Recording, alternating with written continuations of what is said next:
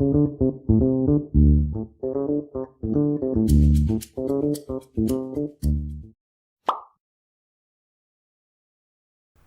some time ago, but I'm not certain of the particular time. It's always been there, I guess, but I cannot pinpoint an exact time when I actually realized my identification. Well, I always knew like who I was. It was just like the matter of the fact like if I accept myself, like to accepting myself and like appreciate who I was not really comfortable with.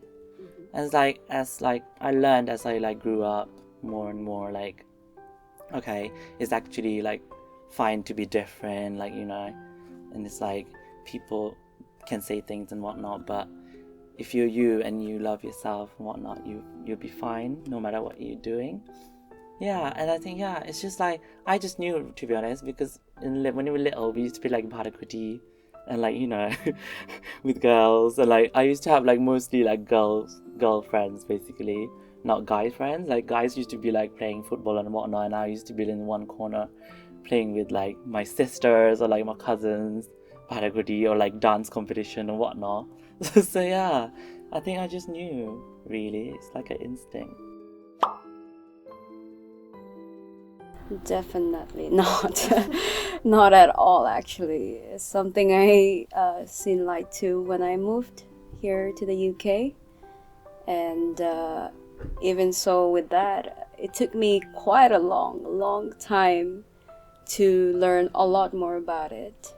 I think growing up, we aren't exposed to the LGBTQI community, so we've rarely seen same-sex couple with a family in our community. I hope in the future we get more acceptance from the community and is more exposed to the wider range of family perspective. Not really. When I was back in Nepal, I think nothing really. None. It was only like, people used to be like, oh my god, you're getting so kitty so. That's it. Or like, I used to have really bad issue with my voice. Because obviously my voice, like, you can tell right now, like, it doesn't really sound like a guy's voice. But yeah, I used to be very, very, very, very, like, not, like, good with my voice. And I used to be, like, trying to, like, hide it from people. Or, like, not talk too much or whatnot. I don't think there's any education in Nepal, but when I came here, I think I saw like, oh my god, there's some other people, like more people like me, and I started getting like more, I still have like, some faith in like there's gonna be something for me or like someone to actually talk to and whatnot, more than like what it was in Nepal, really. Oh yes, there was a lot of support. I'm so lucky to say that. Like, I'm so glad I have such wonderful friends and families who support me. Not really. I think I would say like I was my own support. It's like all these difficult times I've actually been through. Like I think I just made sure that I was strong enough to get through it. Yeah, like support from family. I think before they used to question me and like whatnot, but I always used to like refuse it, like deny it. Like, oh no, I'm not. Like and they're like, no, you dress like this, you act like this, you probably are. I'm like, no, I'm not. It's not like that. I'm not like that. But then now it's like because I've told them or like they've known for so long already, like they're very supportive of it. So yeah, I think it's kind of like nice, really. Well, I think the main struggle that I had was an internal struggle with myself rather than the external part. If so anything, it's something I realized later on that I've been having support from the outside at all times. It was something that internally I was struggling a lot with. And it's something I continue to struggle with every now and then because it's hard to accept who you are. And sometimes I wish I could change that about myself because you want to fit into this mold that society tells you to fit in. But, you cannot help but be yourself. And it's an everyday struggle, but with the support I have around me, I'm grateful for that. It was really difficult, but I somehow got there because I have like thought about things of like suicidal thoughts and whatnot, but it's not to the point like I actually did it. I got there, but I was strong enough to stop myself. So I think it's just like my willpower, really. Like, keep thinking of like positive thoughts when bad things happen to me. So I think that's quite a good way. Or like listen to music, really.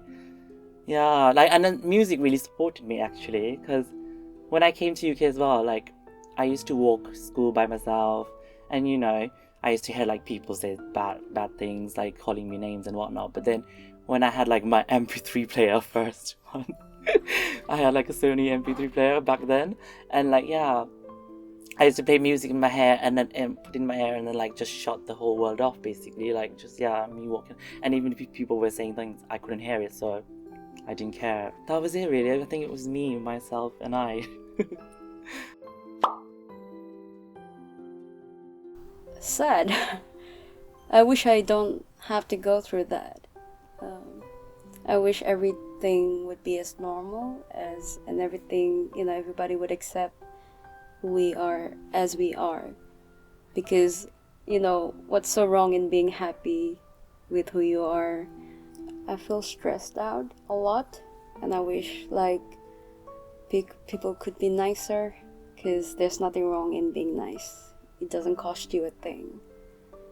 And the world could be better with a little bit more nicer people around. And also, it was probably the worst when I came here when I was in school first. I would say like it was probably like, obviously like lowest point of my life, and that was because I was new here and I didn't know no Nepali people or anything like that. And we actually did go to school that was like more white and other race people, no like Asian people. So it was only me, and then I used to hate break times because I didn't really have a group to hang out with. So it was just me and myself. And my brother had a friend, but then I didn't want to go and hang out with them every single break time because I just felt like, I was being a burden. So we had like, in school, we had like a sports hall, and there was like a squash. You can play like squash in the boxes. I don't know if you guys know that, but yeah, boxes. And I used to sit in there and eat by myself. I used to look at the time and like check if its break time is over or not. And then I used to go be the first one to be in the class always.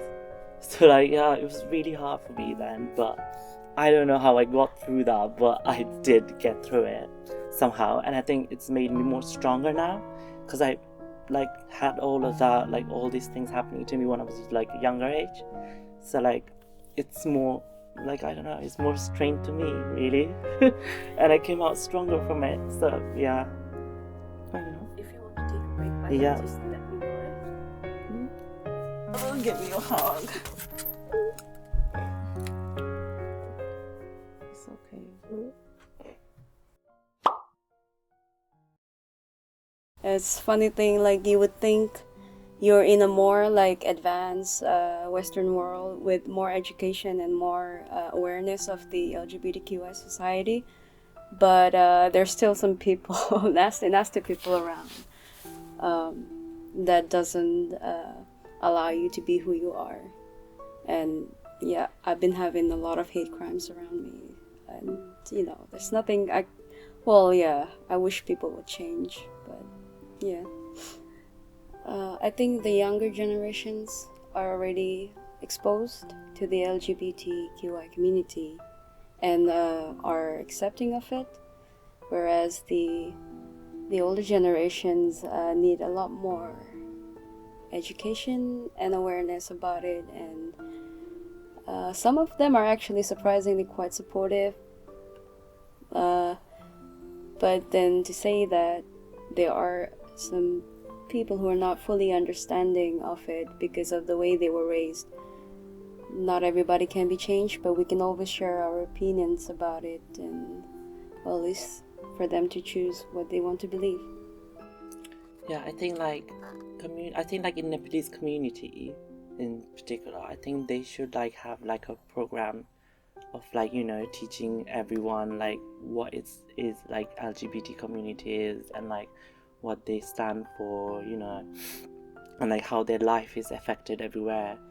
Like I think that's what we should all start doing, and be more like vocal about it, and not look at it as like some kind of scar, because people always think like, oh, if someone is gay in a family, then they would think, oh, it's a scar, they have a scar in their family kind of thing. So like, yeah, I think it's just they have to be more open to it, like more accepting, and like see what actually, like see the person for themselves rather than like from the label, or like, you know, how people pursue them, or like how people see them as, or like how people talk about them. Because some people think it's like typical stereotypical, you know, thoughts about gay people or like LGBTQI people. So I think that's more it needs to be more integrated into the community, I guess. Yeah, so that it's more accepting and people like us can actually be ourselves more. Yes, I've got nothing to lose. I would, yes.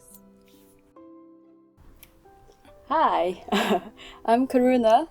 Well, a lot of my friends call me Kay. I identify myself as gay or lesbian. Well, I've been out to my family about 2 years ago. I respect whatever they think about me. We have each other's boundaries, so I'm happy with that. Thank you so much for your courage and your bravery, Karuna. And Thank thank you so much you. for doing this.